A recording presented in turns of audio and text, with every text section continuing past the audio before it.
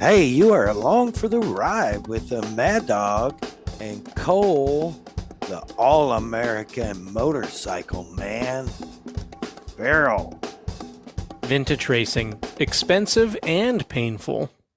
I decided to fly through the air and live in the sunlight and enjoy life as much as I could, and that's just what I'm doing.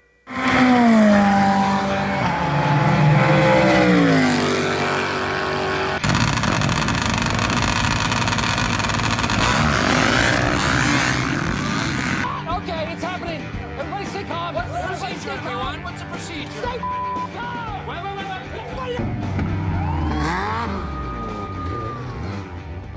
As always, thank you so much, Mr. Evil Knievel, such an icon in all of motorsports for those inspiring words. We don't have to fly through the air or jump motorcycles through the air, but man, we should all take time to live in the sunlight and enjoy life as it is. Absolutely. And the only way to enjoy life and fly through the air is because of our first responders and because of the brave men and women of our armed forces, our active and retired military, everyone that keeps us safe here on the home front. I can attest to that. I had a little run in this weekend and the first responders were there, and we could not be more grateful here at Along for the Ride. Yeah, absolutely. And, also to those families that gave all, the families of our soldiers that are currently MIA and those who have been KIA, huge respect. Thank you for your sacrifice. We definitely appreciate you. God bless our troops. God bless America. Speaking of being blessed, dude, how blessed are we to have the guest coming up right after these partner shout outs? And the first one is, as you should all know by now, Kicker Performance Audio, Kicker Power Sports Audio, Kicker Marine Audio.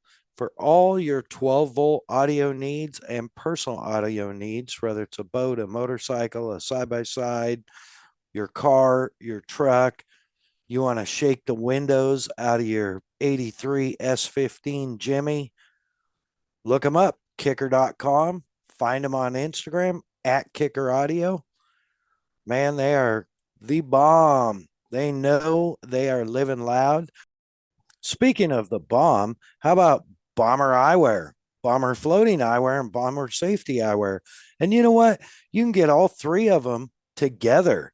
I'm currently wearing the Bomber Mana series boogie bombs in an OSHA approved ANSI 87 safety lens that's polarized and blue ice mirror finish. And they are caliente. Muy caliente. Yeah, thank you. Yeah, check them out. BomberEyewear.com, on Instagram at Bomber Eyewear. Man, over 40 styles of frames. And I can't even begin to tell you how many combinations of lenses for all your floating eyewear, safety eyewear, or just run around sunglasses needs. Check them out. Bomber Eyewear. Of course, the Premix podcast, our man Cole sharing his passion for all things desert racing through the lens of a camera, and also available for your event, motorsports, or any other event MC or announcer needs. Look him up on Instagram, slide into his DMs at the Premix Podcast. That is the at symbol, ThePremixPodcast. Of course, Kelsey Morrell Film. Find her on Instagram at Kelsey Morrell Film for all your video capture and video production needs. Look her up. She's the one getting us out on YouTube and now YouTube podcasts, where you can find us at MAddOG, MAddOG Media. Look her up. She does great work at Kelsey Morrell Film. Of course, Hey Geeks Marketing. If you follow our social media, with most of you do, you will notice we have some really killer templates. Hey Geeks Marketing can handle anything from the website that she's now modifying for us. Find it at MAddOG'S Garage, MAddOG'S.com. It is a work in progress. Be patient. To templates, to social media influencers, man, Hey Geeks, got a problem? Yell, Hey Geeks. Find her on Instagram at Hey Geeks Marketing or on the web, heygeeks.com. Man, let's jump right into this. I am so excited. Ladies and gentlemen, we have a living legend here with us tonight. And as promised, here we are. Not only an Emmy Award winner, 2010, is it, Cole? 2010, Miss El Cajon. Miss El Cajon, 2011, Miss San Diego, 2012, Miss Sprint Cup. But beyond all that, and you've heard me say this, folks, on the podcast before, the hardest working sideline reporter and the best in the business, period. Kristen Beat, welcome aboard. Welcome along for the ride. Oh, you're too sweet. Thank you so much for that very, very kind introduction. Thank you. Absolutely. We're so stoked that you're able to jump on with us. I know how busy you are.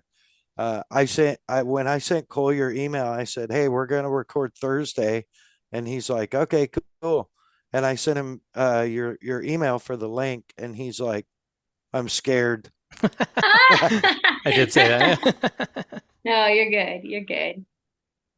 But yeah, no, and it's true. It really is true. I really mean that.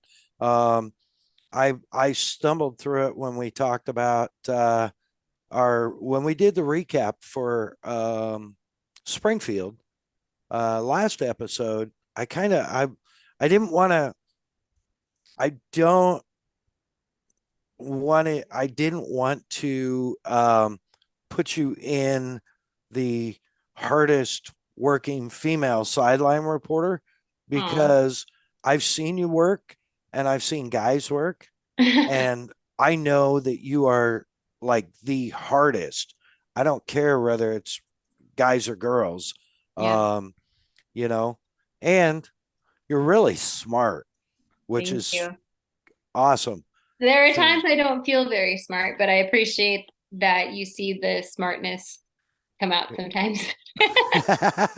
Well, your work ethic and we've been blessed to do I've been blessed to do a bunch of projects with you from even like early days of Arenacross, Yeah. and the Kicker Country Stampede, which That was awesome.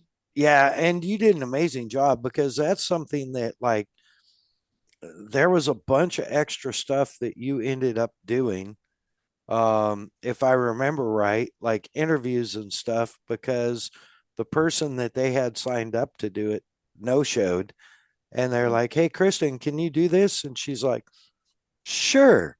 Yeah. It was so much fun though. I would do that again in a heartbeat. And I always joke around. I'm like, projects like that aren't work. They aren't. They're just so much fun and you get to meet such great people and the atmosphere is just so positive. And it's nice to kind of break up your year when you're in a sports environment or a sports atmosphere and to go to an event like that. It's like a palate cleanser for your season. It's great. Yeah, for sure. That's what I love about doing some of the like industry only type events. Mhm. It's a real refresh on the mind and a reset. But for you, it may have been fun, but Cole, you should have seen it walking around with her notebook, writing notes, sitting in the kicker general, with her cowboy boots on at like 9 o'clock in the morning, 10 o'clock in the morning, writing notes Yep, doing the homework. Yep. Yeah, so much. Well, we I weren't sure that day who we were going to interview or not. And so right. as Ernie's kind of getting our interview list going, and by the way, shout out to Ernie, because on events like that, I mean, just that guy is on it.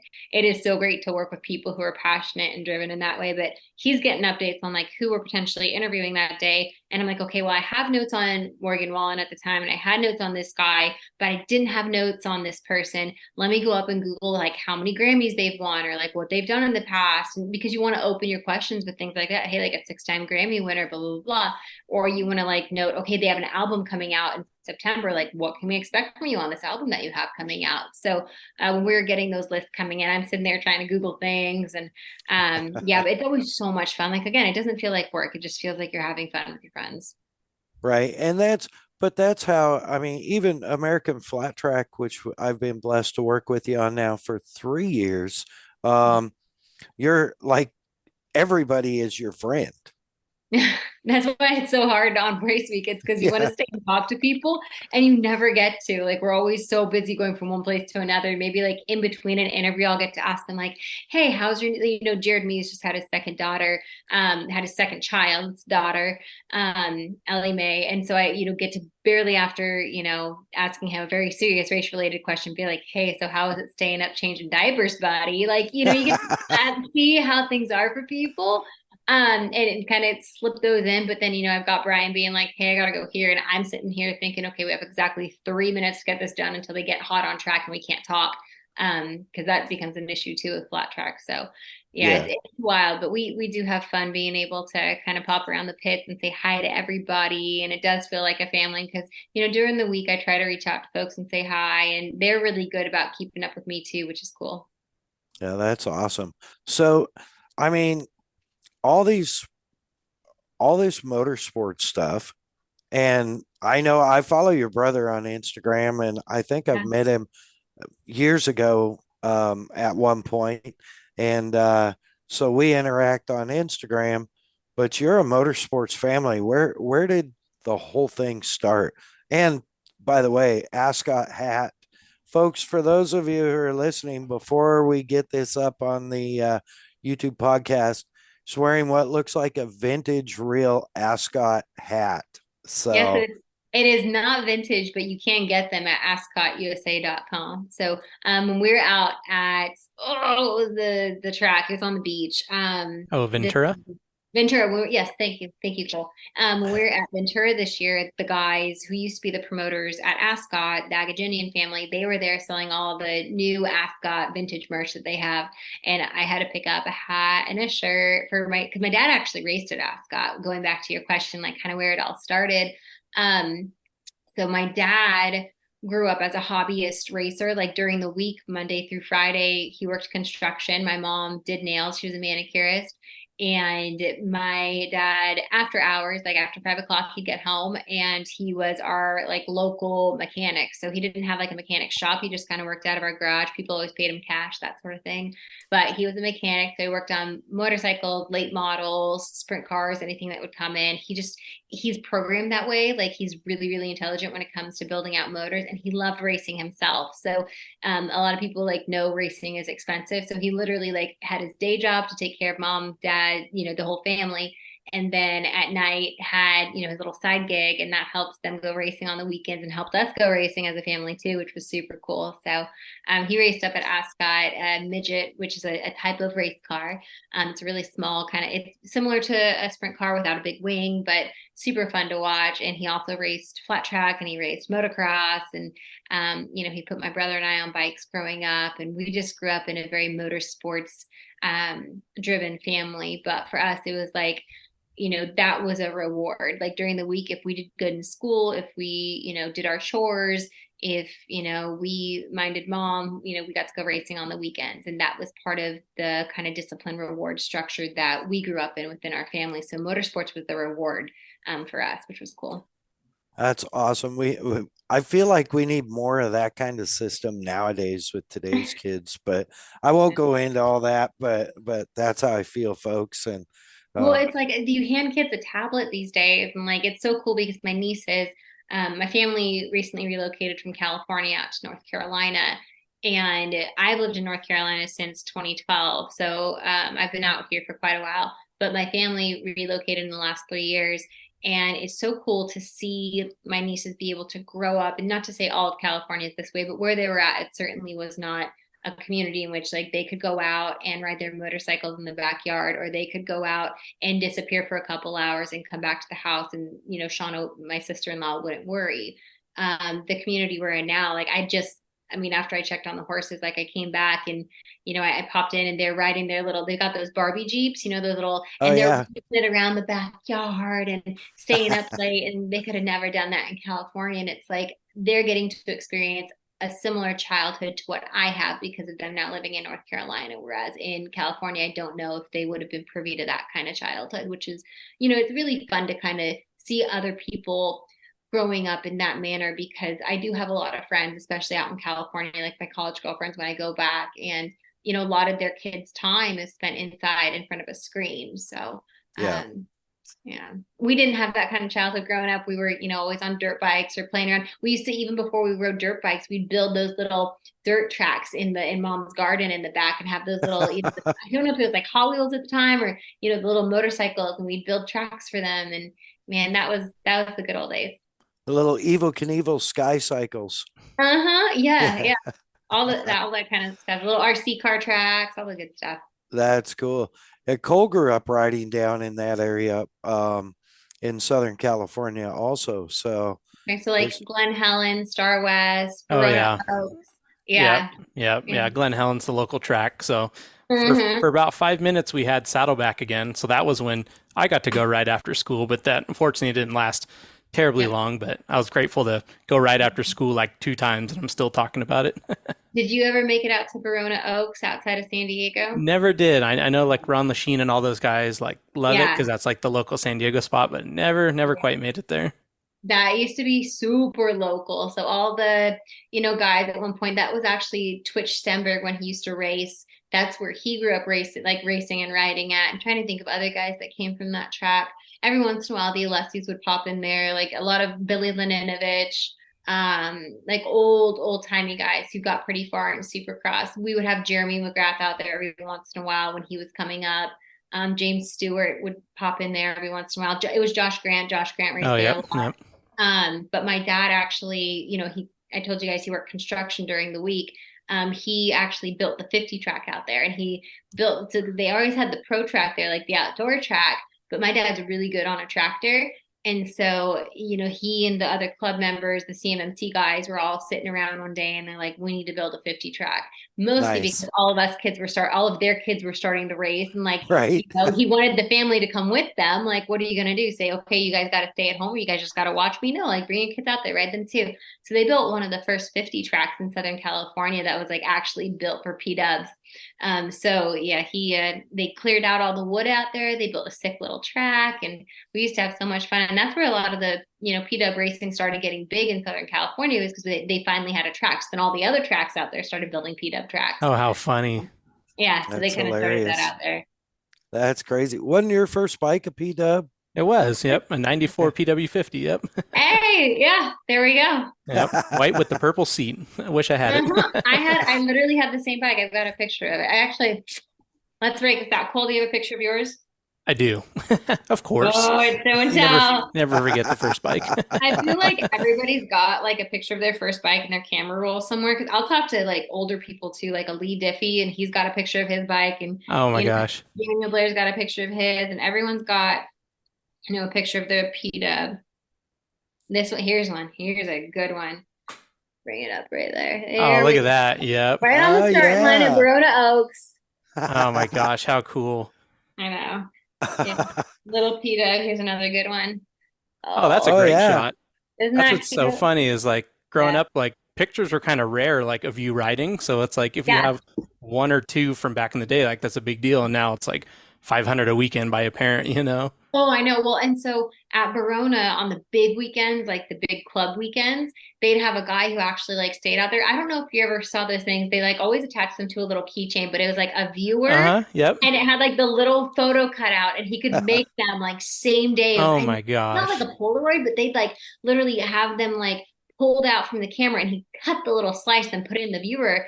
And it's when the cameras used to work on film. So he'd like do an entire film set just for cutouts for those little viewers, but they'd end up being, expensive at the time. I forget what Oh, they of were. course, yeah. But if you had a couple of those were cool too, Those like, were so cool. yeah. And then they do the pictures. And thankfully, my mom, whenever she'd go out there, she actually took a lot of photos. Oh, that's cool. That was her thing. She'd go out there and she'd take photos and of all the kids racing. And I don't know if it's showing up. Sorry. it's literally the same exact bike I have. But I It's thought for a blacking second, out.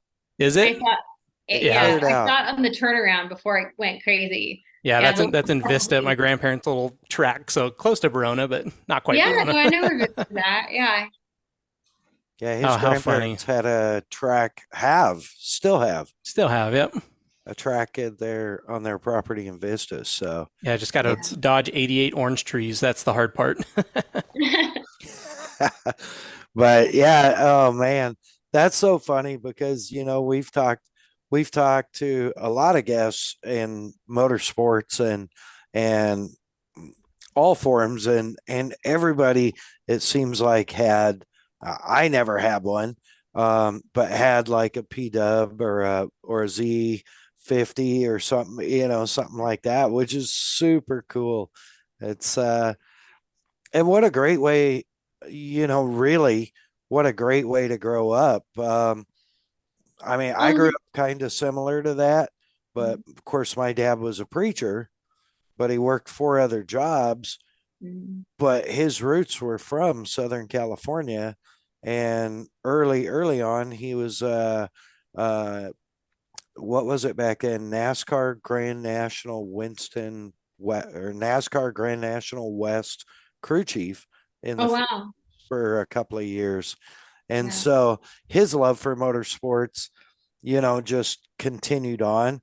And it's funny when you were talking about your dad doing the side hustle, because my dad would go and help when we were in Whitehorse. He was a missionary. We were in Whitehorse, Canada. He would go help this local truck mechanic, and my dad ended up being his crew chief. Wow. And then he would preach Sunday morning and Sunday afternoon. We would drive the 15 miles out of town to the dirt track where my dad would work on a race car Sunday and then back and preach Sunday night. So yeah, no, that's super cool.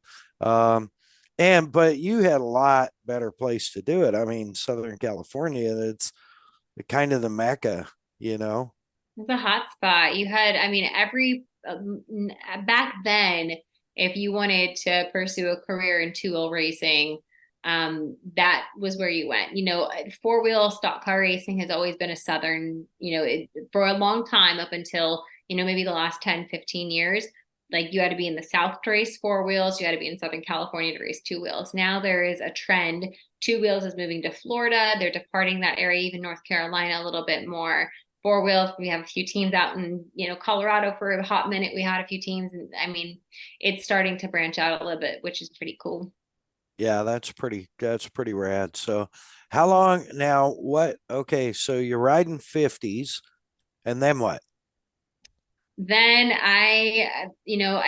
well, I mean, to be honest, like I didn't really have a choice to pursue two-wheel racing at that time, not because, my parents didn't see a future in it for women, which at the time would have been a very plausible excuse because at that time there really was not a whole lot of promise in pursuing that, but it gets expensive. So and my brother was 3 years old. He is 3 years older than me. I was like trying to do math and I'm like, wait, that doesn't change. I'm like, wait, my brother's 3 years older than me.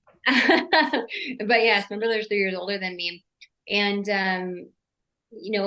when you go to these big races, you show up and all of the guys in that era, like the James and the Rickies, and they have 4 bikes and they're racing 4 bikes there, and that gets expensive. And every part on those bikes, whether it be a 50, a 65, whatever, 80, all those parts get expensive. So if you have 2 kids that are racing, you're going to take a second out on your home, which a lot of those parents do.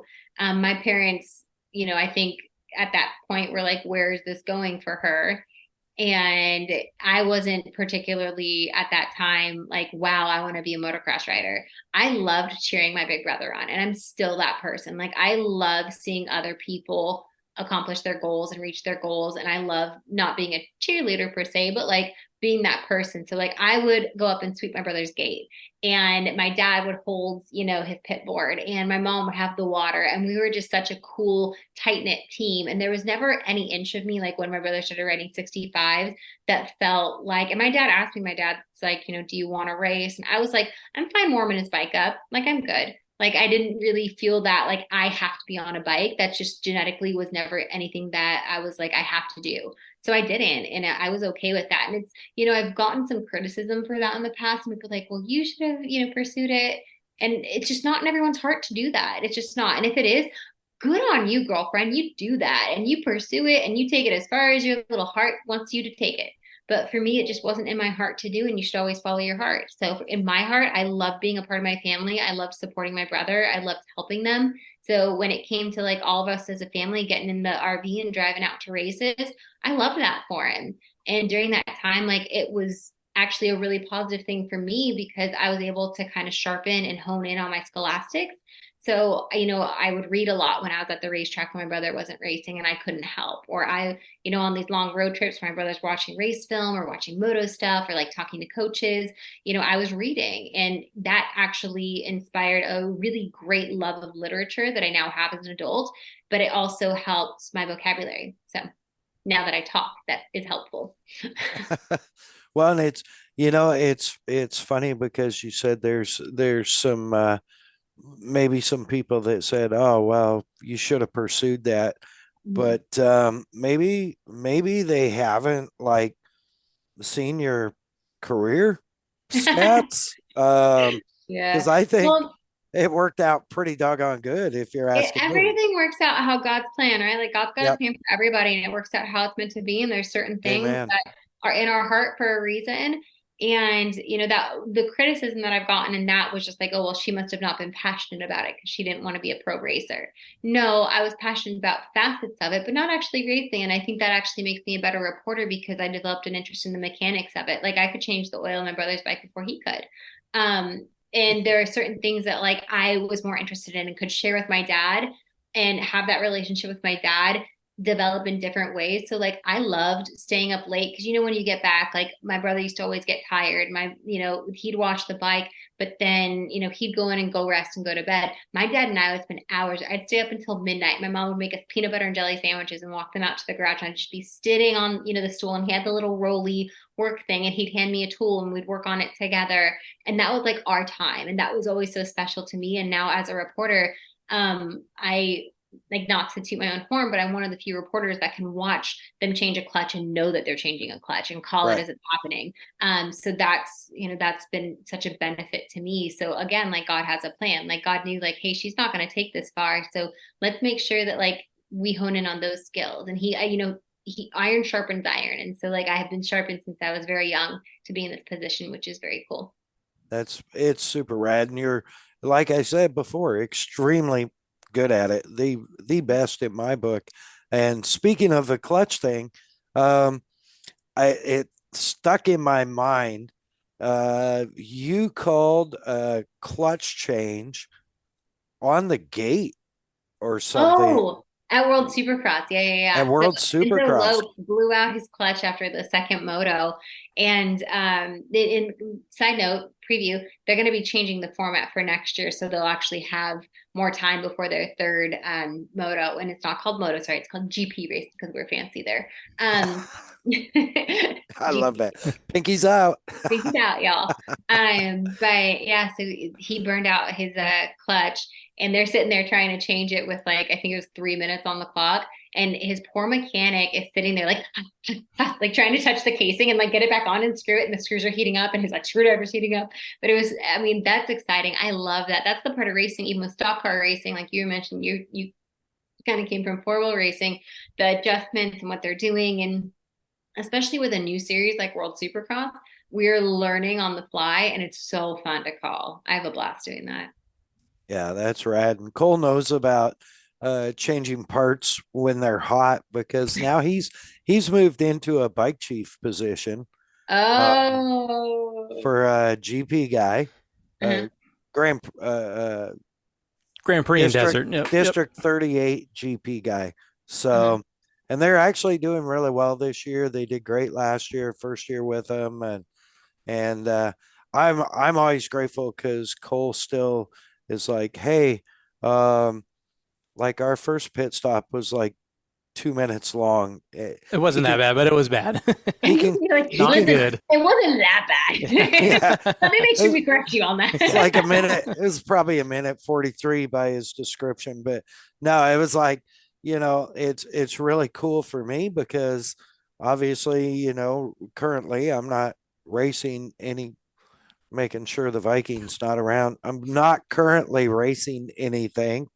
Um, it doesn't mean we don't have some plans, but yeah, it's really cool. So how great is it though? And I've seen the look on some of these riders' faces um, that you talk to, and you don't you're not a softball person, right? No, and that's another thing. Like we talk about, things that sometimes are a little controversial with my approach. I don't like asking softball questions, so I'm not going to ask you how do you feel today? Because to be honest, like unless you were just in an accident, and that's my first question for you. Um, Right.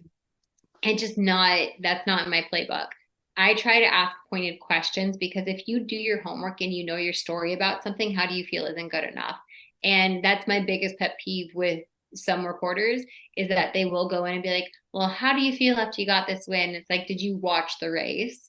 Because Yeah. you have like you want to ask a pointed question because I think everyone's curious about the psychology behind the sports, whether it's how these guys tick, why make a pass at a certain time, like what adjustment do you think put you in that position, like what made the difference. The other week I was watching qualifying for super motocross, and at the very final 2 seconds of qualifying, Jet Lawrence busts out a quad at the end, and he was fastest qualifier. And like my question for him 100% would have been, like, for you, why at the final lap? Was it because you didn't want other people replicating that, or did it just come to you in that moment? And then, there's also little things sometimes that I think we as reporters won't even pick up on, like whether they land a quad or not. And Chase Sexton's a culprit of this. He won't do anything big, but suddenly, like, he'll drop 2 seconds or a lot of time on a hot lap. And I'm always curious, like, hey, what did you do different there? And can you tell us what you did different? And sometimes it's just having a clean lap. But those are I like pointed questions. And it's not because I'm trying to, I'm not trying to be that girl that's like, oh, I only ask good questions, but I'm genuinely curious about what's behind it. And so I think that drives the non-softball questions, is because I'm actually genuinely curious about what's happening. And if you're paying attention to what's happening and you're not so busy trying to memorize what you're going to say next, it comes organically. Like you don't have to rehearse it. Yeah, and I think the other side of that is the racers have a huge respect for you because they can't bullshit you, right? So and they Well, know I've got a you're story for you when you're done with that. They can, but I will. well, but for the most part, like they can't, it's like you're going to ask the tough question, but you're like, you know, it's like with knowledge behind it, I Thank you. guess is the thing. The point I'm making. I want to hear this. Somebody BS'd you. Somebody got one on. So I've got two funny stories about this. All right. So I just started covering the Arenacross series. I was in Michigan doing morning news because I originally was put into traditional sports, which is super fun, by the way. All sports are fun. People are fun. Like it's fun to learn about people. But I'm working in the Arenacross series. My first year, it's when Feld still owned the Arenacross series. I want to say it was 2013, 2014, maybe. It was 2014 or 2015. And I'm going around, I'm talking to Rob Goodwin, who is at the time it was either Jacob Hayes or Gavin Faith mechanic. And I was like, hey, what are the big changes you guys made on the bike this week? And that was kind of like always an off-camera question for my notes. So I do ask kind of big questions during those moments because you want to just see what they're doing during their week, see if they're trying out anything new. And every once in a while they'll tell you, other times they keep it a secret. Rob comes over and he goes, hey, Kristen, got to show you something. He has me look underneath the rear fender. I'm like, okay. And he goes, see that? And there was like this little coil wrapped around the thing. He goes, it's a super power booster. And I'm like, really? And he's like, oh yeah. And he's like, it's going to give us probably, probably cut us off at like, half of a second. And I'm like, really? And I'm writing down super power booster. And then I look around and all the guys are going in the corner.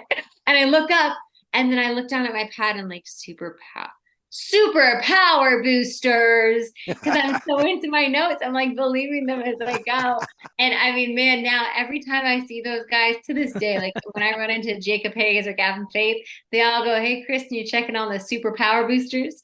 And it's an inside joke now, man. They won't ever let me let that one down, but they got me. But it's because like I'm in the zone. I'm thinking I'm getting really good stuff, and I literally wrote it down, super power boosters, and it didn't click in here that was not something that's real. But yeah, that was a good time. And then a second time, something similar to that happened. American Flat Track and Dunlop have a long-standing relationship. And I want to say it was 2 years ago, they gave riders the option to run a tubeless tire. And during that time, sometimes they make rules changes. I'm going to be completely honest. Like me, Scotty, Ralph don't read the rule book. We don't. We'll go and talk to someone who did. And we get the Spark Notes version. I'll try to review it at the beginning of every season, but a lot of times throughout this year, they add provisions, they try new things. They're working with Dunlop on development and R&D. So I'm going around and Jared Mees goes, yeah, we're running the tubeless tire this weekend. Like, I think we're one of the only teams that's opting for it. And I go, right, a tubeless tire. And I think that he's joshing me. So I was like, whatever, don't even write it down because he is funny too. Like he will let a joke roll and then won't even correct it. Like he's not going to be like, ha, joke's on you. He'll just like, do what you do. So, I continue taking notes. I walk around the paddock a little bit and night show starts and Kenny Tolbert says something about, hey, like this tire's working really well for us. When I asked him, like, what's helping you guys out there? Like everyone else is having tire wear. She's like, this tubeless tire, the composition is really good for us. And I'm like, tubeless tire. And I immediately get on the radio and I get Scotty on. I'm like, Scotty, he's running a tubeless tire. And he's like, no, he's not, Kristen. They are joshing you. But then, and so I'm like, I'm not even going to report on it. And mind you, this would have been a killer report at that moment. But I'm like, they're joshing me. And Kenny Tolbert would josh you until you say it on TV. Like he would literally let me go on TV if I believed him that far. And so I was like, I'm not signing into this. Jared gets in victory lane, wins the race. The first thing he said, he's like, this, Dunlop tire XR2, whatever it was, the composition's awesome. Like we didn't run a tube in it and it was perfect all night. And, we didn't lose any of our traction. And I'm sitting there and I'm like, he was serious the whole time. And like, I again, like, and so I'm so used to guys joshing me that I got joshed into believing they were joshing me.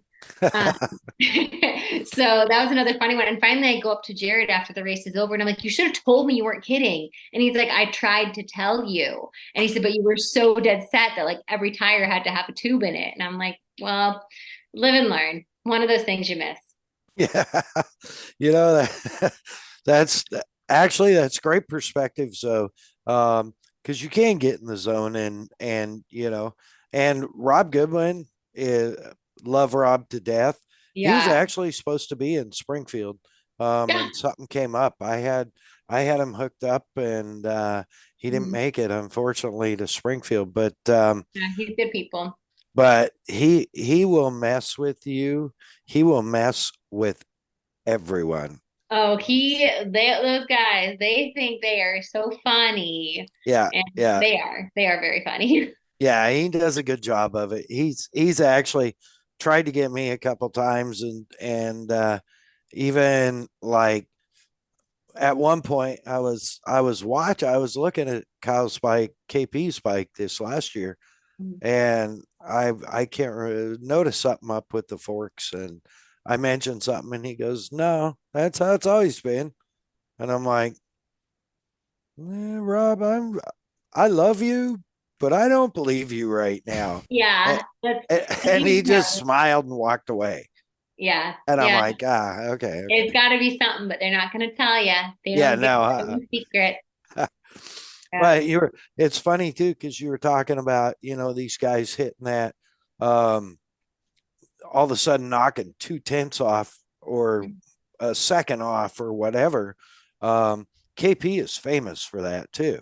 Hmm. Riding. It's it's hilarious now because now, during the qualifying, uh, they have the time board actual, Hmm. times up. So it's funny because someone will lay down a heater and the top three, four, five guys will all come around and look at the scoreboard. Yeah. And then it's like, okay, we're going to wait for a clear lap or whatever.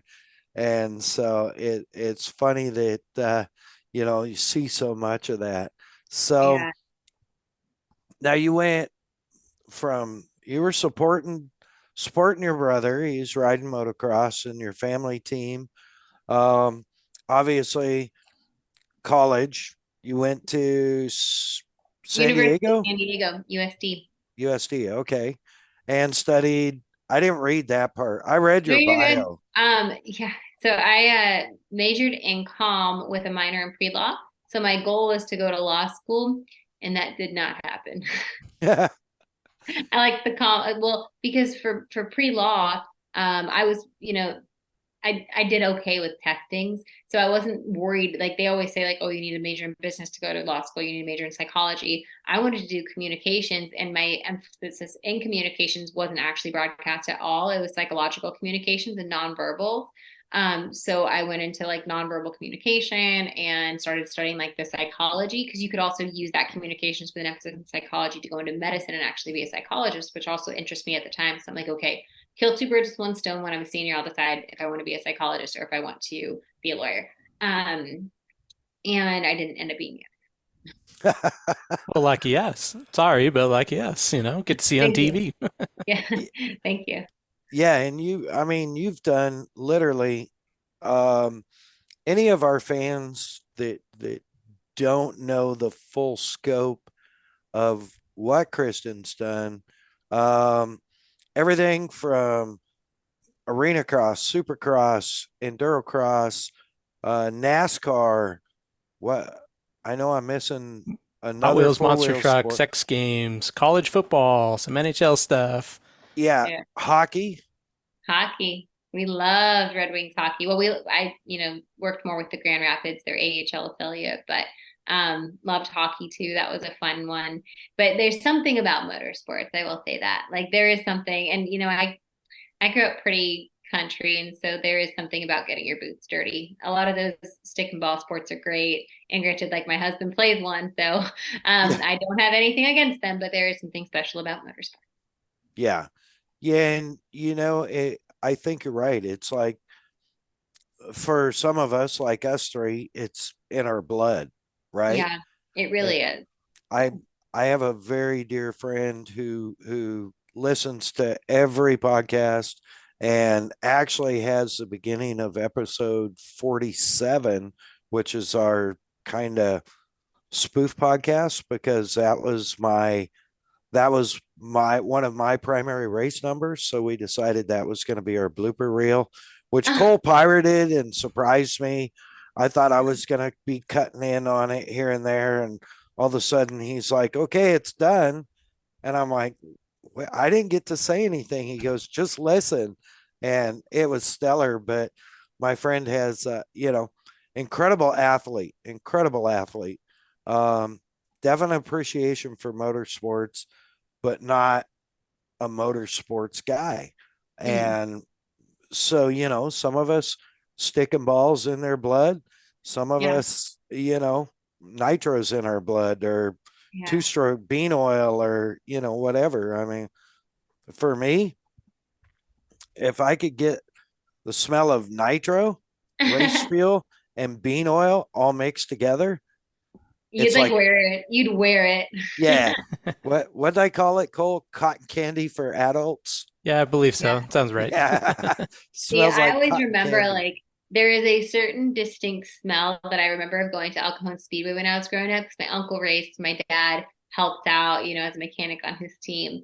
And it was, an old late model track, and they used to do like stock cars there too. And it was super, super local. Again, El Cajon is like hyper small out of San Diego. And I used to always remember the smell of cigars. And like I know that there are a lot of people who are like, I don't like the smell of cigars. I associate it with like alcohol and speedway racing. And so now, like when I'll walk around and I'll smell like really cheap cigars in the room, like I would never, like I don't like that, but I'll smell it and it'll like take me back to alcohol and speedway. And it's such like a warm scent to me. Like if they put like cheap cigars in a candle, I'd burn it in my home because it reminds me of that. I love that. Cheap cigars, burnt rubber, Yeah. and Yes. rich race fuel.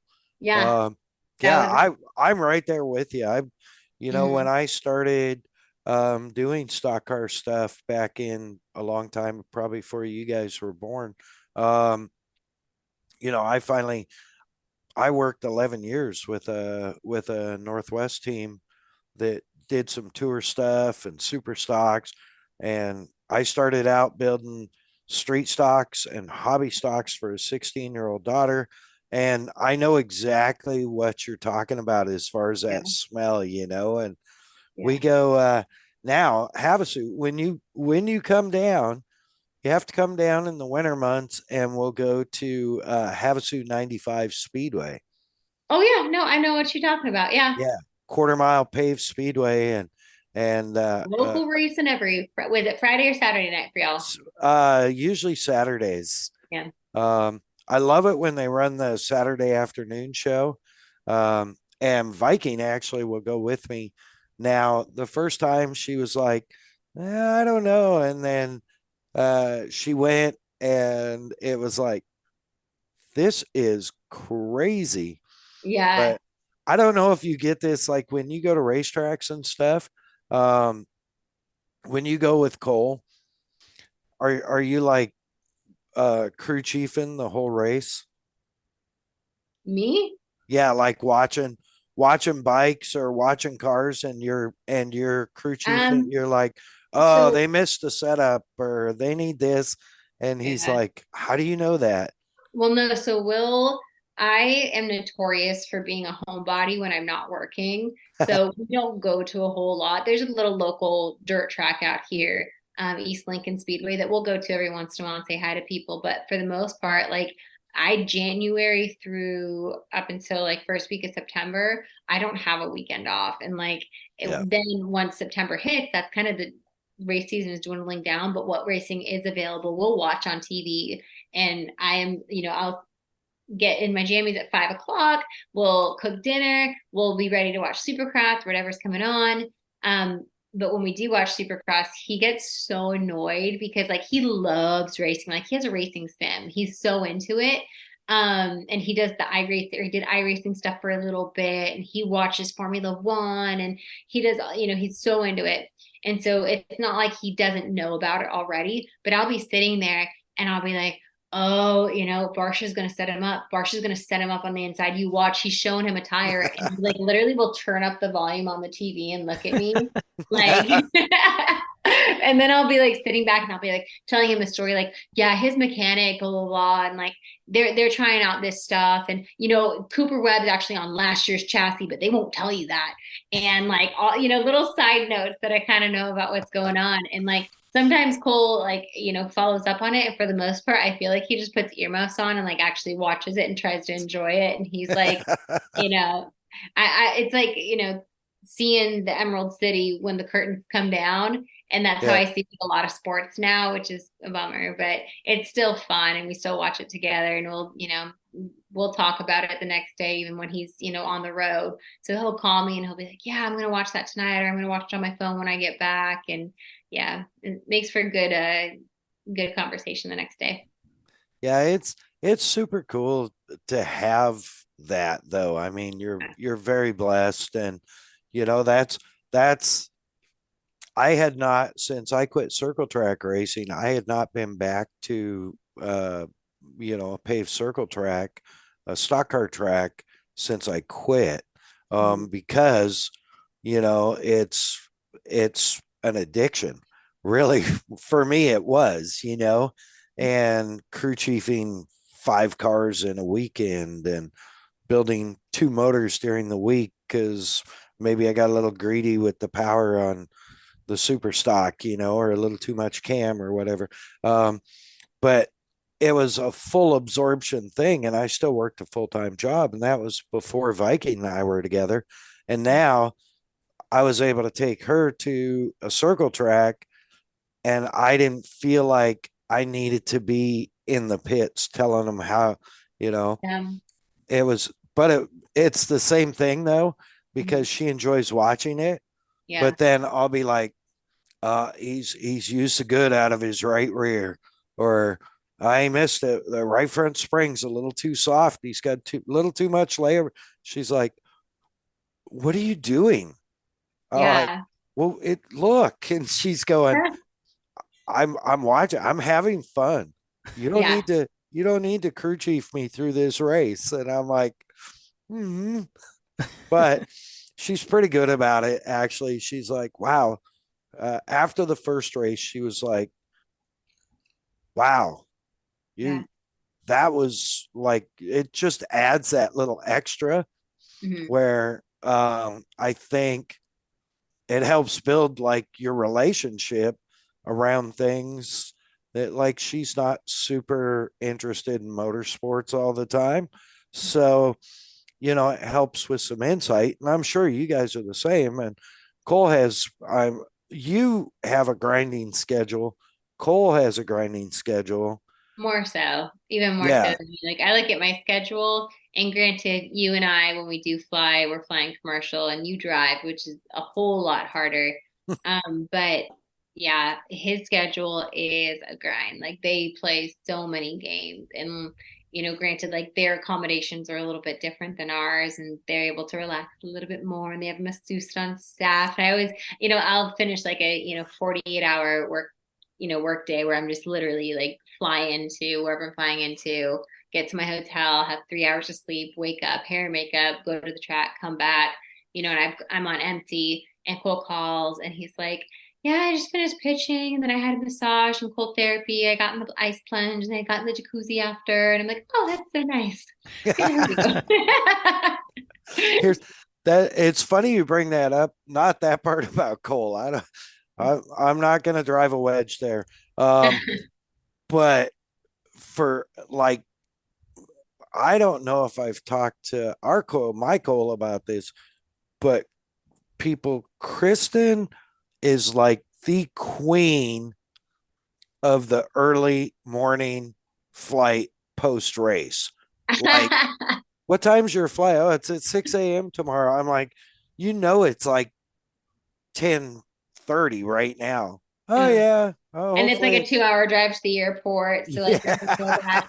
I did. So I actually had a conversation with Rob Shaheen about this year. And he's like, Kristen, you need to stop killing yourself with early flights. And he's like, I'm serious. Like start enjoying the places you go to. Cause like, I didn't do that as much and you need to do that.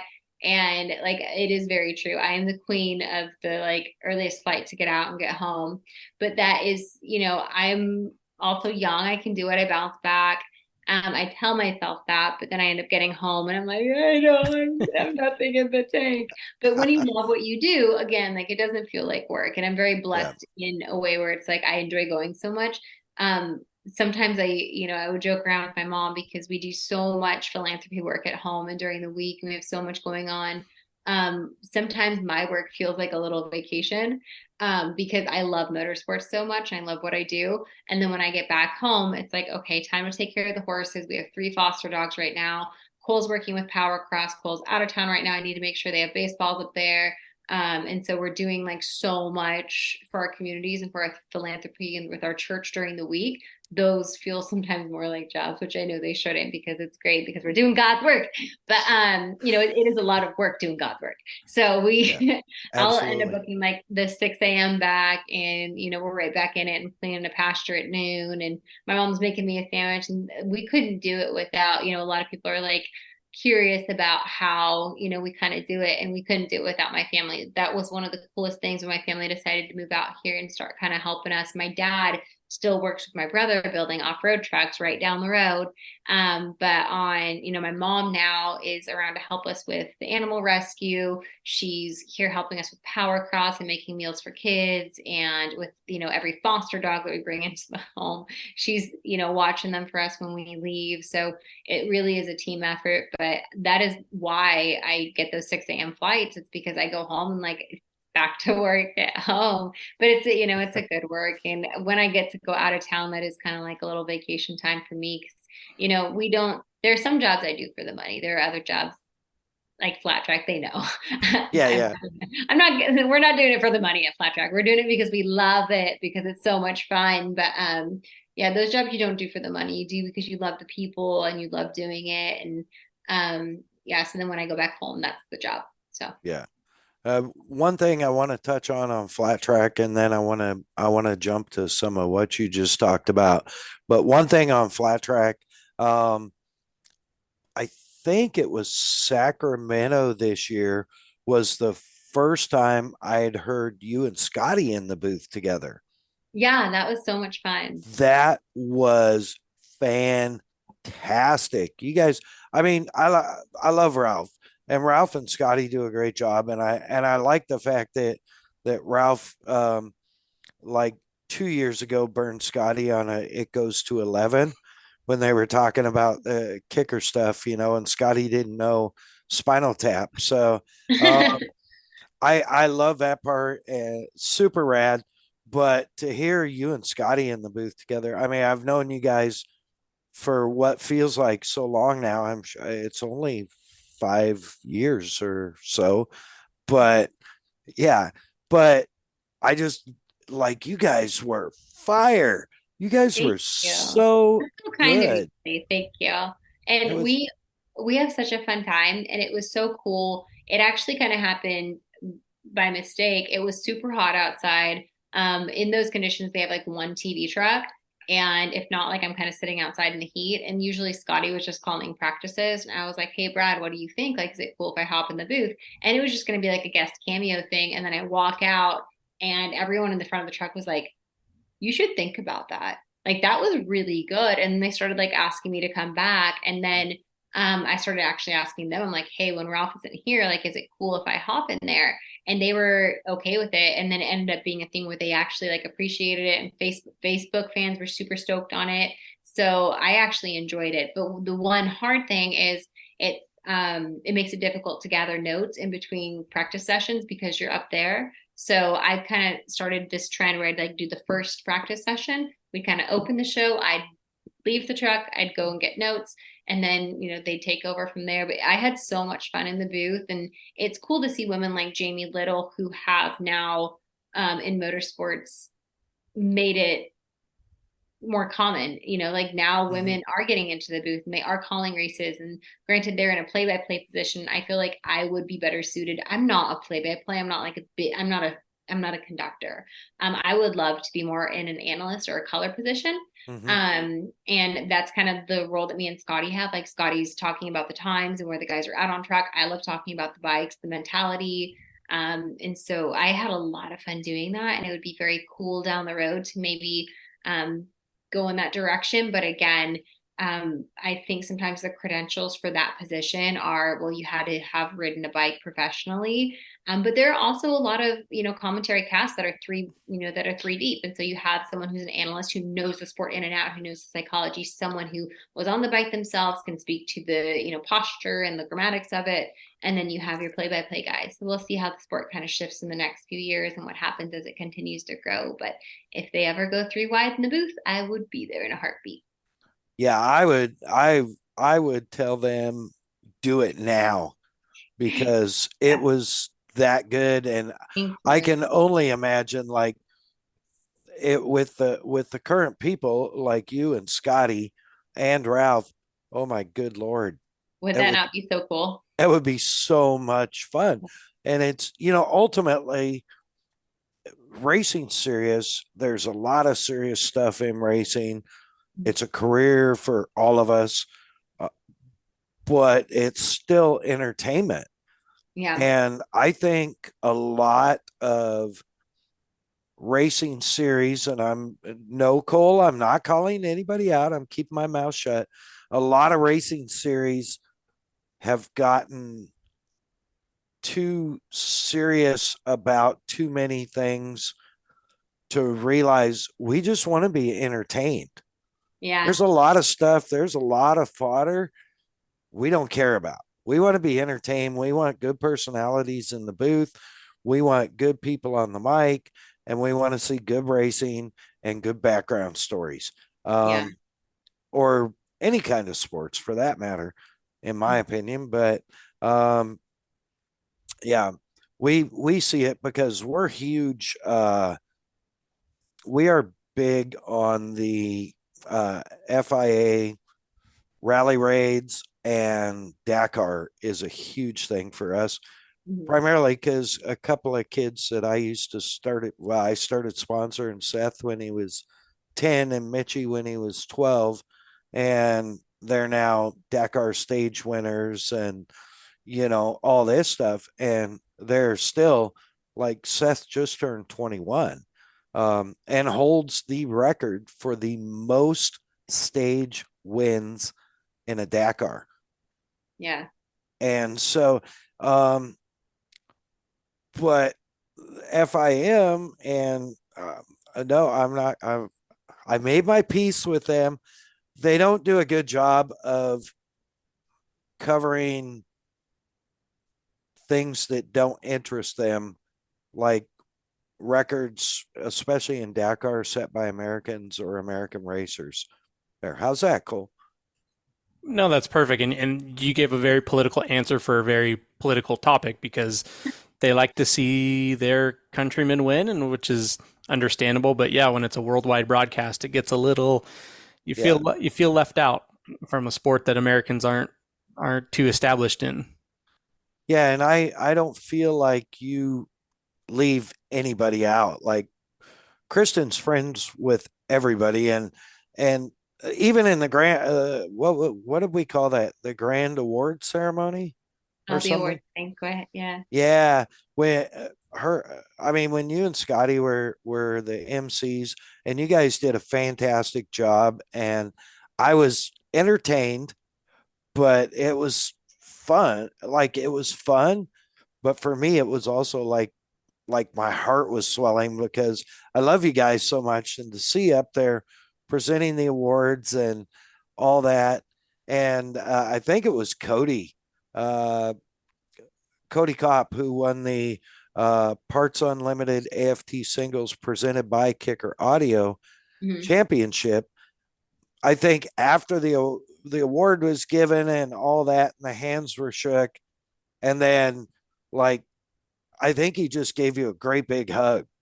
Yeah, I think I gave him a, I get was like load later through the night. I started like just giving everybody a hug when they went up there, and I'm like, I'm not this like I'm not very huggy, but like they all are all family and they are all friends, and that is the one really cool thing about motorsports. I think in other sports they teach you to like hate the guy on the other side of the line in football Mhm. and baseball, like especially for pitchers, they'll talk bad to like the guy who's hitting, and if they could hear them and vice versa, and you can just kind of hear whispers of it. And they actually stopped miking up a lot of the baseball guys for that reason, because that's you want to hate the guy that you're facing. And granted, Right. there are some friendships in traditional sports, and the Kelseys are on the other side of the line at the Super Bowl, and they're obviously family. But in motorsports, they don't hate each other the way that they used to. And that is actually a problem in motorsports.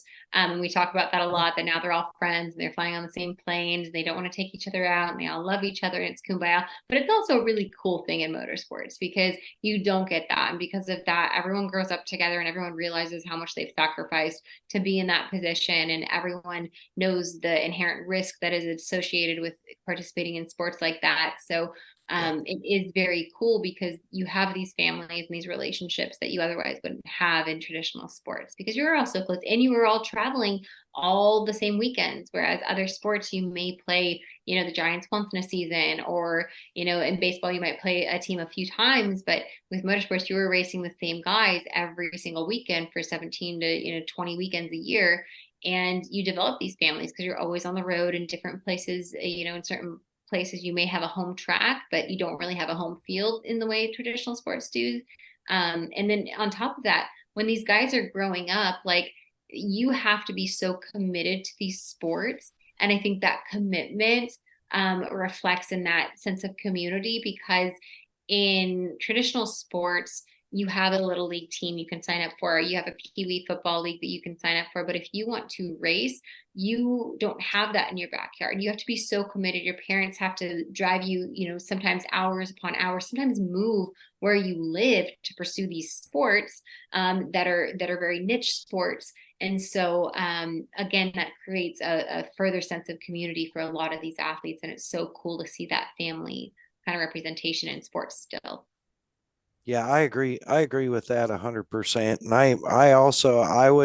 I would agree with you on the four-wheel sports, especially and on pavement. Let's just be specific. On pavement, the that grudging rivalry Mhm. is gone from the sport. Um, and it's sad to me. I liked it It's when the guys got out of the car and threw haymakers at each other. Like, let's be real. yeah, I mean, clearly I'm a hockey fan too, so apparently I just have a yeah. niche for violence, but whatever. Well, growing up in northern Canada, I've watched a lot of hockey also, so I totally understand that. But yeah, no, it's and being involved in so much short track stuff for so long, there was a lot of us traveled together. A lot of us uh, raced each other every weekend. A Yeah. lot of us hated each other, although hate's a very strong word. Very much disliked each other, um, and let each other know. But ultimately, you know, there was still this respect, like you're talking about, that, hey, we're working full time jobs and 8 extra hours every night on the race car Mhm. to be out here for 3 days of racing on a long weekend. We all just drove 500 miles to be here Mhm. and, spent the night in our trucks in a rest area, like six of us. But you get them on the racetrack. I I'm on the radio going, hit him, get him out of the way, get him out of the Yeah. way. He's in your way. He's holding you up. He's holding you up. You're faster and stuff like that. And then, on the trip home, you're sitting back when I used to drink, you're sitting in a rest area, 300 miles down the road, and there's six of you, and you're all sitting around having beers before you go to sleep on the car trailer or in the cab Yeah. of the truck or whatever. Um, which I think four-wheel sports on pavement has lost that. Um, I still see a lot of fire in it seems to be a lot of fire in the motocross stuff, the two-wheel stuff, um, on dirt, anyways, quantifying. Um, and the American flat track stuff, I think there's still, yes, they're all cordial, but I know some guys who are not fans of other guys personally. And I'm not, Yeah. we won't go into any of that, but they race each other differently than they do some of the other people on the racetrack. Yeah, and it's still fun to follow, but it Yes. definitely is it's softened a little bit over the last few years. So it's interesting to kind of see the trends and where it goes. And I mean, I think it is um, you know, up and down. Like Sure. they'll sometimes you see a lot of guys and they're all just friends, and then other times or when the championship gets close, all of a sudden you start seeing guys race a little closer than they used to, and some guys ride a wider bike than others, but it's fun to kind of still follow. Yeah, it's super cool. And I know we're where we at. We're pushing up on time, Cole. And you're in North Carolina, right? So you're Yeah, Eastern time? Eastern time. Oh, good Lord. Good. It's it's like 10 o'clock there. I'm I know. sorry. No, Thank you. we're used to it. Um, We're used to it. We're good. all right, cool. Yeah, we definitely man, I feel like we only got part of the story, but at least people have like hopefully our listeners are like, oh my God, I got to follow Kristen Beat and I got to see what she's doing. And because you are on top of everything else, you're genuine. Um, Cole, can we have like 15 more minutes? Because I really want to cover your philanthropy stuff. Yeah. And how's Rocky? Oh, Rocky's doing good. He our boy. Speaking of the philanthropy stuff, so Rocky is our 15-year-old rescue Yorkie. He is the bomb.com. He's blind and deaf, but he is just, I mean, the best dog in the world. And he kind of inspired where Cole and I have recently kind of invested a lot of our time and prayer and resources. But so we adopted Rocky 5 years ago. And he is just one of the best dogs. I had for the longest time wanted a dog, and I'm such an animal person, grew up with animals. My schedule didn't allow me to have, a dog. And then finally, Cole was like, okay, let's get a dog. And we went to, I have this thing, I have a soft spot in my heart for animals in need. So we went to shelters and, every shelter we went to, I wanted to take home all the dogs, but it just wasn't the right time. Like literally on a Saturday, Cole'd be like, "What do you want to do?" And I'm like, "Go look at shelters." And he'd be like, "Kristen, we can't get a dog." And I'm like, "Can we just bring a bag of dog food and we can just go look at him, we just pet him?" And that's what we do on Saturdays because I'm a weirdo.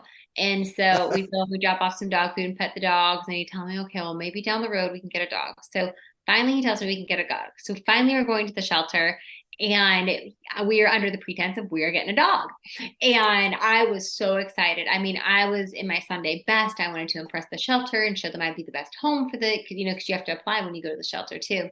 So we get down there and there's this golden retriever. And I was like, it was meant to be. And in my head, I had this like, I'm going to have a golden retriever and it's going to be my best friend and I'm going to save its life. Well, there was like a waiting list for this dog, but the lady at the shelter, because it was in Philly when Cole was playing for the Phillies, she goes, "Yeah, but we can bump you ahead on the list. Like your husband plays baseball. We can like do some social media stuff." And I'm like, I love that and I appreciate that. And we'll do the social media stuff regardless because we think this is such a cool, ASPCA associated rescue. But like, I want to really like rescue a dog. And I was like, a dog with a waiting list doesn't feel like rescuing. And I really want to, like, what dog is in need? Like, do you have like a three-legged dog or like a dog? I'm like asking for a dog that really needs help. And Cole was looking at me like, what are you doing? But I'm like, what dog is like the worst off? And she goes, well, we work in partnership with a rescue group and they take in a lot of like our medical fosters that need medical treatment. And she goes, there's a dog that has been in medical foster for about 3 months now. And at 4 months, he has to trade ownership to another foster. And if he doesn't get adopted there, then we humanely euthanize because it's a kill state. And so I'm like, what's the number? Where's this dog at? We're going to get him today.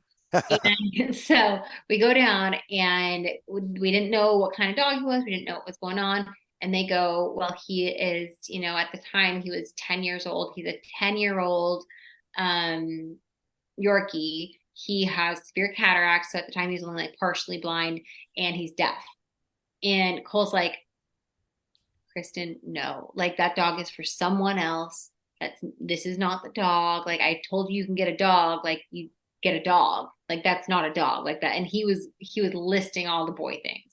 And I'm like, we're getting this dog. You told me I could get a dog. I'm getting a dog. And so we roll up and we adopted Rocky. And he has been my best friend ever since. We aren't purse dog people. We clearly are not purse dog people. He rolls in my purse and he's such a happy camper. And I put his little fluffy blanket in there. But anyway, so he has just been such a fun addition to our family. And ever since we rescued him, I wanted to foster dogs too, because I thought there are so many more Rockies out there that need homes, and I can find a good home. Like, I post these dogs on Facebook, and I, talk about them with my book clubs and my church. We get a lot of them adopted out there. So when we got our house in North Carolina and Cole got traded to Oakland, we started fostering. And so we fostered, 12 to 15 dogs a year for the last 3 years. And they've all Wow. been severe medical fosters. And so, dogs that needed surgeries or dogs that needed rehab, we've done bonded pairs that both needed hip surgeries and done the underwater recovery with them and the massage therapy and the ice bath that I do with them at home. And it's been super, super rewarding. And like, you always kind of like wonder, what does God have planned for my life, and like what kind of impact you're going to have. And what's cool is like, you never think, that like, okay, doing work with animals is going to really have an impact on someone's life, right? But you then look at it from afar. And what I found so cool is like, I've heard stories about people who've adopted our dogs and said like, that dog allowed them to help recover from severe depression or anxiety, or that dog that they adopted gave them a reason to live again. Like, some of the dogs that we place with senior citizens who are lonely, or people, we'll sometimes place a 12-year-old rescue with someone who is in their late 80s who recently lost their husband. And you hear these stories, and in some ways, like, they may be rescuing the dog, but in more times than not, the dog rescues them. And it's so cool. And it's like seeing God's hand in those little moments. And it may be as trivial as a dog adoption, but it's like, we get to witness that, regularly. And it's so cool to see. And that has been like a major heart project for us. We've now gone into fostering horses and rescuing horses. And I mean, I've got a story if you got time. I hate it. So, do you have time? Oh Okay. yeah, go for it. We last year around December, we'd been fostering horses for, gosh, 2 years at this point. And I grew up around horses. My mom grew up around horses, and we loved equine, and so we were like, let's go ahead and start fostering horses. But I wasn't really in a position to have a horse of my own yet. And I had horses previously. Like, I had, a horse named Trigger, and we found him a great home. And there's sometimes I'd hold on to the horses longer than I needed to, just because I enjoyed riding through the relationship with them. But then eventually, when I found like I'm not getting the perfect home for them, I was able to, let go and be very content with that.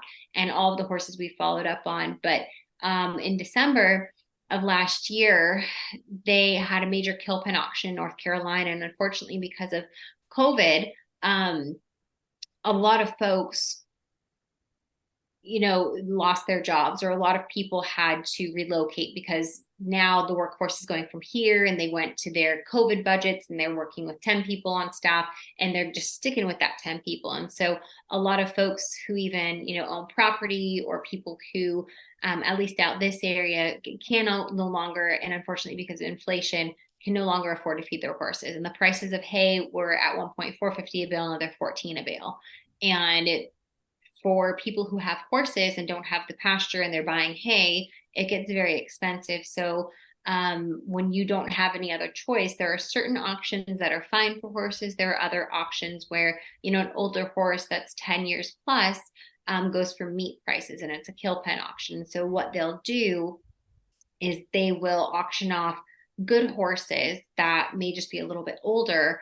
And if the horse is anything like, for the most part, below $500, that horse is going straight to Mexico or Canada. And to explain this in a bigger sense for those who are listening, I'm sorry if I'm going on too long or I'm rambling, but this is a passion project for me. Absolutely. PETA, a long time ago, actually fought ASPCA on a matter. And to explain this in its totality, horse slaughter in the US was stopped, I want to say 10 years ago.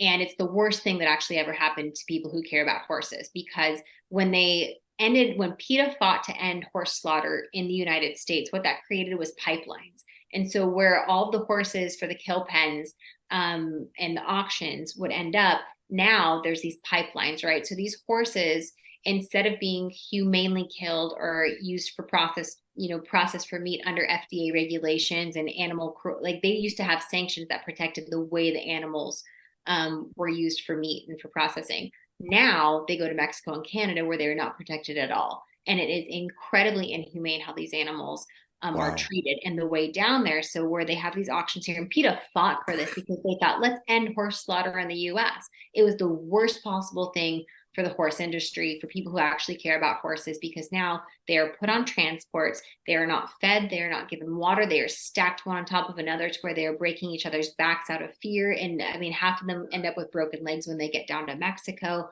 They're slaughtered, turned into dog food, and completely inhumane. Absolutely, I mean, cringe. There are documentaries on this if you can educate yourself on it. PETA did that to horses. ASPCA fought them on it because they foresaw this happening. So anyway, long story short, kill pen auctions in the US, super common. The horses get rounded up, they get put into that's why they call them kill pens. It's just muddy pens, barely enough food to survive. Sometimes the skinnier horses are given grain to fatten them up. It's terrible for their bodies. It makes them feel sick. They're put on these big transports set down in Mexico. It's a super sad process. Because of COVID and because of inflation, more and more Americans are not able to afford their horses. And so more and more good horses are going to these kill pen auctions, being sent to Mexico and being slaughtered. So I had talked to out in our area that works with a lot of the dogs in our area. And we had previously just fostered surrenders. So people who had to move, or their little girl outgrew their horse and could you rehome it for you? Kill pen horses are a big project because a lot of them either are older, they have healthcare issues, they had things going on that the previous owner couldn't afford to take care of. They are like literally on their last leg. So anyway, I have a vet friend who works with us with some of the dogs, and she knows that we do some fostering, and she gives me a call and she goes, do you want to get into kill pen rescues? And I go, I don't think we can financially afford that. We will never recover. And like, but I'm in. So she our first kill pen rescue, she calls us up and she goes, there are 5 horses down here. And she goes, can you take 3 of them? And I go, sure. So we get the 3, they come up here. One of them just needed groceries, easy peasy. And that horse, I mean, 10 years old, which horses, mind you, can live to 20 and be a great pasture pal. So if you've got a rowdy horse that doesn't like to trailer, you get you a pasture pal, you trailer it wherever you want to go. And those horses are awesome. He was a pasture pal. Horse 2, great horse, super good on trails. He had blown out an abscess on the top of the hoof. He just needed to recover from that. And he needed, a really, really good deworming and a few groceries. Put the groceries on, he's good. Again, just a reflection of our economy at this time, which is people can't afford to feed their horses. Right. Super, super sad.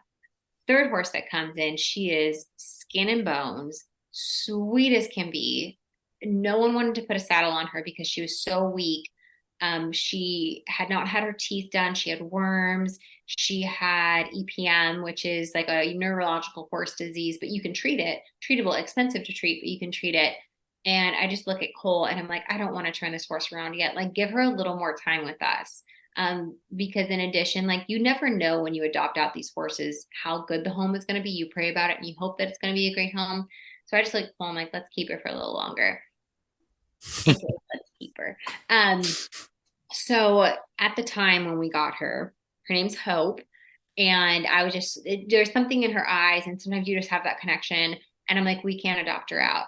And so we treated her for all these things. And in horse language, she wasn't getting a heat. And our vet came in and I go, hey, should I be like worried about this? And our vet goes, no. She's so emaciated. It's normal for her to not have a cycle because she is just, and she's super old, totally fine. Hope's 14, by the way. Another reason apparently I have a soft thing for senior animals. And so she's like, don't worry about it. We start to get the groceries on her. We treat all the bad stuff that's going on. And finally one day I'm like, let's put a saddle on her and just see what she's got. We knew she was probably Amish because she's a big girl.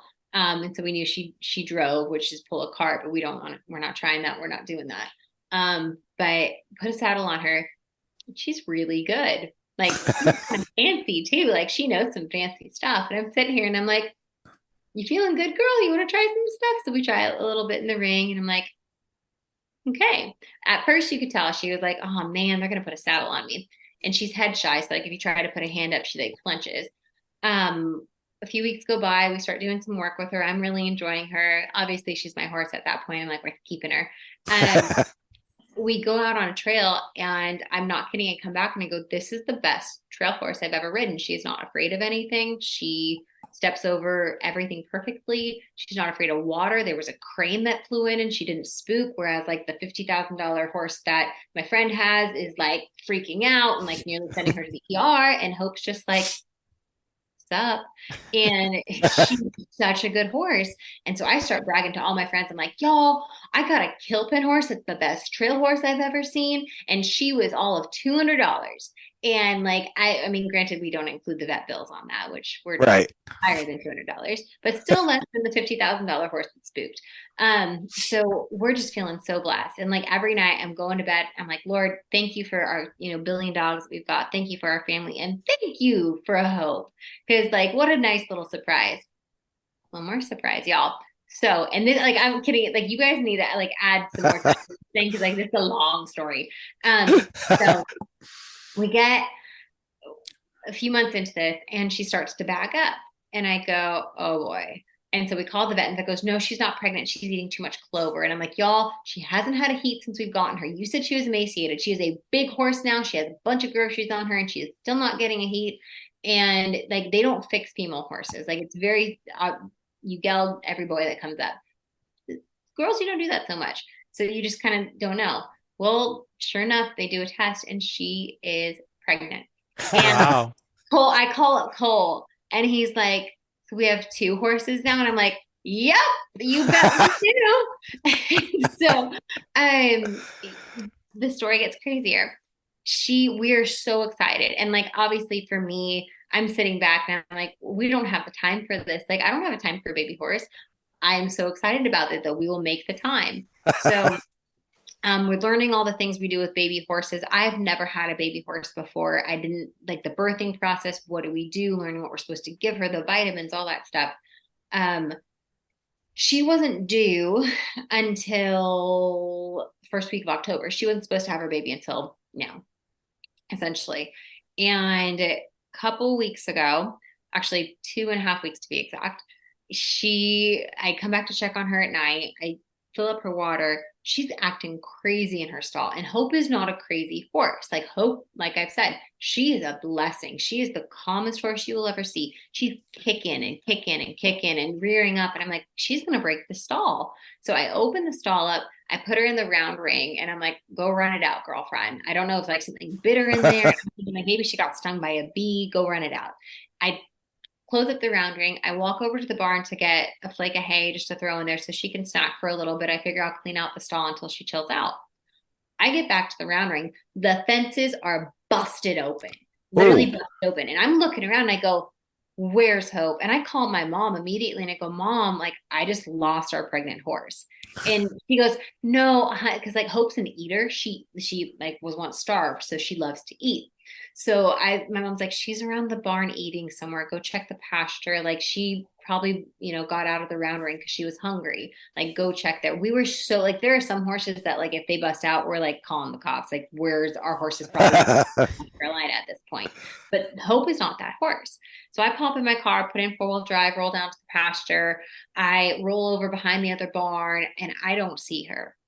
At this point, I'm hysterical because I'm like, I knew I should have gone down the road. I don't know where she's at. Mom's like, okay, I'll be there in 2 seconds, but I promise you, she's going to be somewhere you didn't expect. And in the back of my head, I'm telling myself that too, because like, that's what we rationalize. It's always, your glasses are on your forehead when you're looking for them. Right. So I'm looking around for her and all of a sudden, I literally like started sweating and when you kind of pray to God, but like you're also talking and you're like, listen, I don't have time to get down on my knees, but I'm going to like talk to you, God. I'm walking up one of the pastures. I'm like, God, I really need you right now. My pregnant horse is somewhere. I don't know where it's at. Like this has been my life for the last 2 months. We've worked so hard to get her healthy. Please don't take her away from me now. And I'm just praying and praying and praying. And I kid you not, I get to the top of the hill and Christy, who boards her horses at the same place, is rolling down in the car and she goes, Kristen, it's Hope out. Someone just posted on Facebook, and this is funny but sad at the same time, that there is a pregnant mare running down the 73 highway. And she's like, and they described Hope. And I'm going, The 73, I like Hope is an older horse. Like, and granted, she's a great trail horse. I've never seen her run. She would have to run to get down to 73, and I've not seen her run. And like that. And so she gets in, my mom gets in Christy's car, I get in my car, and we're running down. And sure enough, 15-minute drive down the road, and there's like one big freeway in our town, the 73. And she is standing there. But the scariest thing was we pull up on this ambulance, and it's just woo, woo, woo. And all I could see was the lights. And I had my mom on speakerphone at the time, and I'm just bawling because all I could think of is A, my horse got hit by a car, B, my horse caused a major accident. Either way, this is not good. I roll up, and this, oh, mind you, this is the middle of the night too, just to make this more suspenseful. Oh man. Like 10 o'clock at night. We roll up. There are 6 amazing police officers and 2 like EMTs standing by Hope, handing Hope like snack carrots, like whatever guy had carrots in his lunchbox that day. Like, ma'am, is this your horse? And I'm like, that's my horse. She's pregnant. So I go over, I grab the rope from him, and I'm like, thank you so much. And I mean, they were like, do you have a trailer? And I'm like, we'd have to go back and get it. Like, I don't even know what to do right now. And they're like, oh, don't worry. Can you ride her back, or can you walk her back? And I go, kind of far, like, it's like 15 minutes. And he's like, we'll give you a police escort. I'm not kidding you. Our great police officers out here literally get like one car in front of me, one car at the very end, and they close down the freeway, set up 2 cars at the very end, get us back onto our back road on Brawley School. I walk Hope all the way back because I was afraid to ride her, and I didn't have a saddle. And I'm like, you're a spooky horse. I'm not going to get on you tonight. So I'm walking her back, walked her back. And like that, my mom was like, you will never leave a horse unattended where they're acting spooky again, and you will learn this. And every single step that I took with Hope, we were both hanging our heads down like, man, we're in trouble. We're walking back. We get a police escort back to the barn. We put her in her stall. We're filling up her water. My mom still just, you should have never left her in. And then all of a sudden goes into labor. Wow. Whoa. Goes into labor that night with the police officers, with everyone around. And I mean, whole crew stayed there, and had a safe delivery, a beautiful baby boy.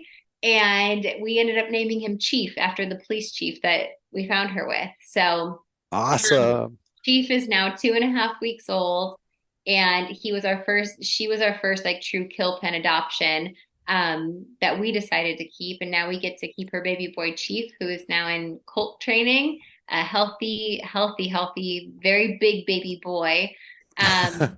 And again, like, she was pregnant before we got her. So she probably got pregnant either at the auction or in the kill pen, because there's not a lot of monitoring there.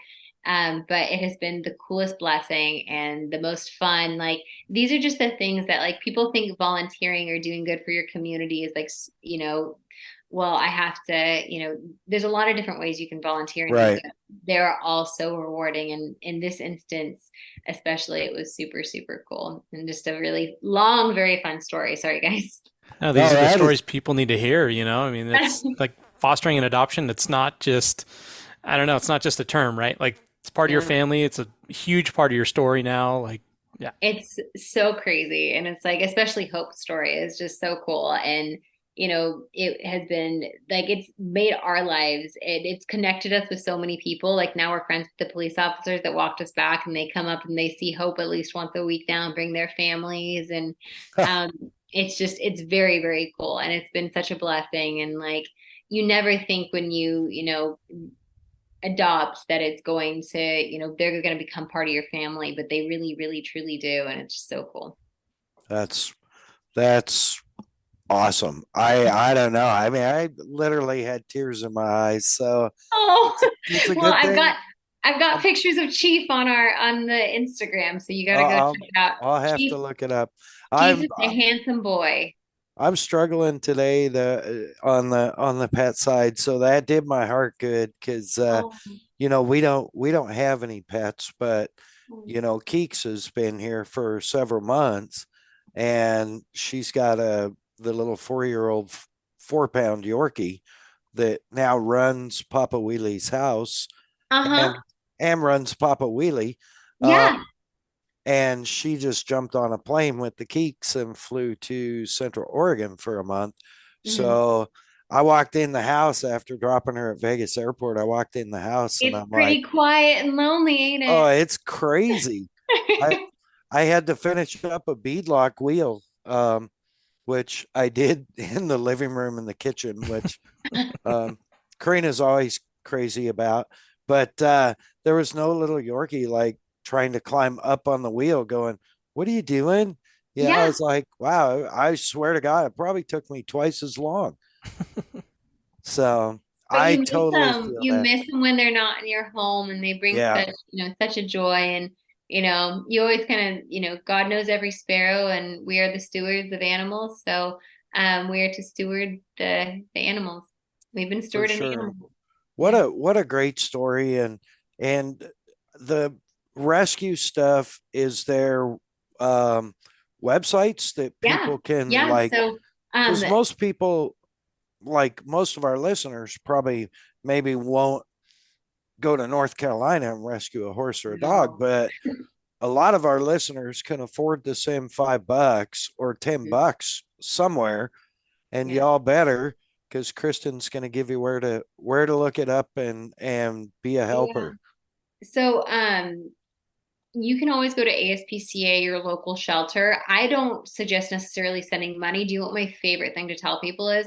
Go out and buy a dog, like a bag of dog food fresh from a Petco, and go drop it off at your local shelter because they always need more food. Go buy some dog toys, some small dog beds, some blankets. A lot of those shelters can't take, used things because of the contamination issues. Right. But if you go out and you buy fresh toys, new toys, I go to Home Goods a lot, or like Marshalls or a Ross. You can get like bags of toys for $1 a toy and go drop them off at your local shelter. Bags of dog food. That's my favorite thing. So instead of like sending money to a certain organization, go directly to what's in your town. And you can find those, adoption centers. You can find those rescues. Just Google animal rescue in the area. And sometimes they're local run, but it's awesome. It's so cool when you're able to take the time, go do that. And like what Cole and I found out, especially in Oakland, was that again, because of COVID, a lot of the donations have stopped coming in because people can't afford it. So if you can Right. afford it, go out, even a toy, a blanket, dog food, drop it off at your local shelter. If you can afford having an animal in your home, there are some great resources for you guys to adopt. Go to your local shelters, adopt there. If you're looking for a certain type or breed, there are these great, great apps. Find a Pet is like literally my favorite app. And you can, because there are a lot of people who say, well, I want to adopt, but I would really like to get a border collie and I want it to be under 5 years old. That's fine. At this point, there are so many animals in the system that need homes. You can be picky. A long time ago, maybe 10 years ago, you'd go to a shelter and all you'd see was a certain kind of breed of dog and they trended towards being aggressive. And I don't personally believe that the dogs are a reflection of their owner. But again, if you have a certain preference, you're like, listen, I really want a Yorkie or I really want a Labrador. You can be picky now because there are so many dogs that need a home. So Find a Pet, it's an app. You go on the App Store on Apple and you find it, download it to your phone. You put in a filter and you say, hey, within 30 miles of my zip code, I mean, it's super easy. I mean, it's literally, it prompts you for each of these things. 30 miles within my zip code, I would like a dog under the age of 10, and I am looking at these 4 breeds. And you can literally select down a drop down menu, select what you want to look at, and they all come up. And you can read their bios on them. You can read what their foster mommies say. And it's as easy as clicking on that dog. You send them over your application or your email, or you submit an inquiry depending on the rescue. You email them and say, hey, I'm interested in this dog, and you can adopt. And it's because of everything that's kind of going on in the world right now, that is Yep. one place where you can help yourself, because I truly believe that like rescuing dogs is such a good thing you can do for yourself. Instead of you going out and spending $15 after work needing to decompress with a beer with your friends, rescue a dog, go home, take your dog for a walk. The best therapy you could ever invest in yourself. It is such a pure good thing to invest in and help yourself with. And yeah, that has been kind of like my passion project the last few years. Yeah, I see it in your Instagram posts. I see Cole nodding his head and nodding his head, and I think that Cole is in love with a rescue. Yes, I am. Oh, Yeah. Yeah. Super short story, but I watched a dog for my neighbor for like a week. And same thing, kind of like Lauren, sorry to call you out, but it's like once the dog left, I started like tearing up. I was like, oh man, because I'd literally never had a dog before. And I was yeah. like, oh, that was so magical. And so anyway, she was this rescue from Thailand. And then we found a dog that could have been her freaking sister down Yeah. in El Cajon at a shelter. And it was like, nope, we're getting this dog. So in 2020, my wife and I got her, and I hear her talking downstairs right now. And yeah, life changing for sure. Like it's so cool to hear other people's testimonies about how rescuing a dog has helped them, and it has been such cool additions to their family. And yeah, it's very cool to like kind of hear you have the same Oh yeah, story. adoption for life now. Yeah, after this one Yeah. for sure, for sure. Yeah. Well, and the really, I mean, on the therapy side, the dog has been very good therapy for Cole too, because it's got him out walking around, forced him to walk around. Yeah, for Um, sure. Yeah. I'm recovering from major back surgery is no easy feat. Mm-mm. Um, but when you got a dog ripping at your pant leg or whatever, You got to it's do it. like, Yep. Yep. yeah, it has to be done, right? So And the it's loyalty, the super cool. companionship, it's like the blessings that they can give us, it's just overwhelming. So Yeah, cool. absolutely. Kristen, we got to wrap up. Um, we may, I don't know, Cole. Maybe we can do this in two parts, Yeah. two Yep. episodes. Possible. Yeah, for sure. We'll figure it out. That Um, 15-minute story about hope. Worth it. Sorry, Worth guys. every you know minute. what? We have a project on along for the ride we call the after show, Oh, and maybe the story of hope would be a great after show. yeah. Or we can just do it It's all a good together. story. I'm It's easy. a It good is. That's a story. Great story. great story. I know. So I want to sell it to Disney. Y'all make a movie yeah, about my horse. Hope. I got it. I love it. That's fantastic. Kristen, do you have any like product partners or sponsors or anything that you need to thank? I would like to thank Kicker Audio for always taking care of me during the off season and for being a great company to work for and one of the few American companies I still stand behind. So thanks for being you guys. Love you at Kicker. That's it. Awesome. Thank you, Kristen. Thank you so much. Um, we've got to get wrapped up, but surely appreciate all your time tonight and your stories, your perspectives, and I learned some things about you I didn't know, which is super rad. And man, I can't wait to see you again in person. And you're Yeah. just such a bright, shining light all the time. I just appreciate you and love you so much. Well, I love you and thank you so much for having me on. I can't wait to see you again too. And next time we'll have me and my husband Cole on and we can all chat about, something without as much horsepower. That would be awesome. Cole, you got any questions for Kristen or close out? So nice to meet you. Pleasure. Keep up the adoption and foster stuff. I love all the motorsport stuff, but that's next level. So keep it up. Thank you. I appreciate that. Thank you. For sure. Kristen, thank you so much. I appreciate you being on tonight. We'll talk to you again soon. Talk to you soon. See ya. Thank you. Bye. Bye. Bye. Man, oh man. I mean, everything, dude.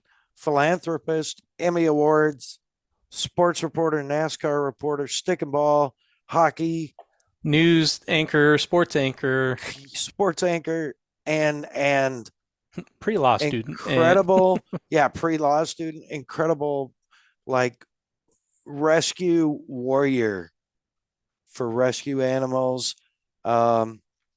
Kristen Beat, I mean, what a great person and great girl of faith and belief and huge respect on that. Dude, it was a great episode. Folks, unbelievable. I hope you had tears in your eyes during the Hope story. And I know we ran a little long on this one, but it was worth it. And Cole and I run the show, so we make those choices, not you. Thanks for coming along for the ride. And we're especially thankful for our partners, Kicker Performance Audio. Find them online, kicker.com, on Instagram at Kicker Audio. Of course, Bomber Eyewear, Bomber Floating Eyewear, Bomber Safety Eyewear. Find them online, bombereyewear.com. Find them on Instagram at Bomber Eyewear. Our man Cole at the Premix Podcast on Instagram at symbol ThePremixPodcast for all your desert racing photography needs. Of course, Kelsey Morrell Film, all your film, editing, production, shorts, whatever you need, hit her up on Instagram at Kelsey Morrell Film. And of course, you got a problem with your website? You need a website. You need social media. You need your social media fixed. You need a social media influencer campaign set up. Just yell, "Hey Keeks." Find her online, heykeeks.com, or on Instagram at heykeeksmarketing. Cole, parting statements? Parting statements this weekend, District 38. We're back to the desert. I'm going to put a super power booster under the rear fender. Learn that Yes. and then what else? I had something else, but I can't think of it. So, yeah. I had something else I wanted to close the show on, and I forgot to write it down. So with that, Mad Dog out.